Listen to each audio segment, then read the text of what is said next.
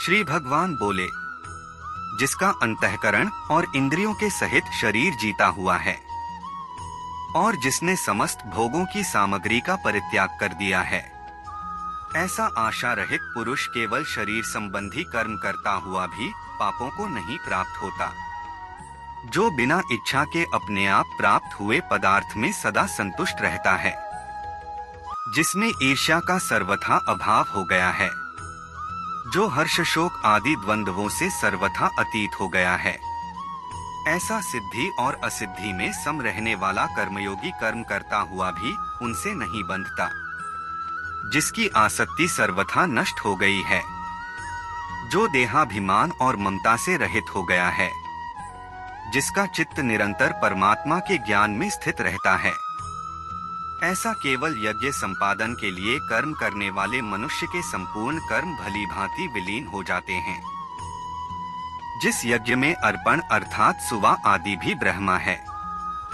और हवन किए जाने योग्य द्रव्य भी ब्रह्मा है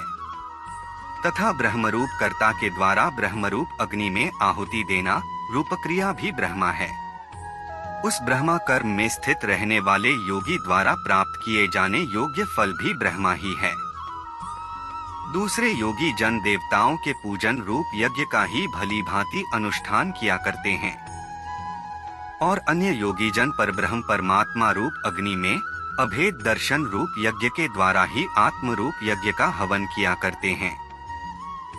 अन्य योगी जन श्रोत्र आदि समस्त इंद्रियों को संयम रूप अग्नियों में हवन किया करते हैं और दूसरे योगी लोग शब्दादि समस्त विषयों को इंद्रिय रूप अग्नियों में हवन किया करते हैं। दूसरे योगी जन इंद्रियों की संपूर्ण क्रियाओं को और प्राणों की समस्त क्रियाओं को ज्ञान से प्रकाशित आत्म संयम योग रूप अग्नि में हवन किया करते हैं।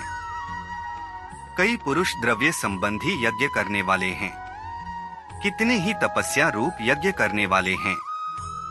तथा दूसरे कितने ही योग रूप यज्ञ करने वाले हैं, कितने ही अहिंसादि तीक्ष्ण व्रतों से युक्त यत्नशील पुरुष स्वाध्याय रूप ज्ञान यज्ञ करने वाले हैं। दूसरे कितने ही योगी जन अपान वायु में प्राण वायु को हवन करते हैं, वैसे ही अन्य योगी जन प्राण वायु में अपान वायु को हवन करते हैं तथा अन्य कितने ही नियमित आहार करने वाले प्राणायाम परायण पुरुष प्राण और अपान की गति को रोककर प्राणों को प्राणों में ही हवन किया करते हैं।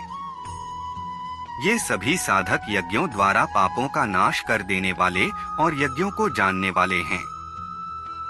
हे कुरुश्रेष्ठ अर्जुन, यज्ञ से बचे हुए अमृत का अनुभव करने वाले योगी जन सनातन परब्रह्म परमात्मा को प्राप्त होते हैं और यज्ञ न करने वाले पुरुष के लिए तो यह मनुष्य लोक भी सुखदायक नहीं है।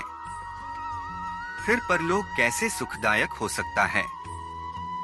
इसी प्रकार और भी बहुत तरह के यज्ञ वेद की वाणी में विस्तार से कहे गए हैं। उन सबको तू मन, इंद्रिय और शरीर की क्रिया द्वारा संपन्न होने वाले जान। इस प्रकार तत्व से जानकर उनके अनुष्ठान द्वारा तू कर्म बंधन से सर्वथा मुक्त हो जाएगा।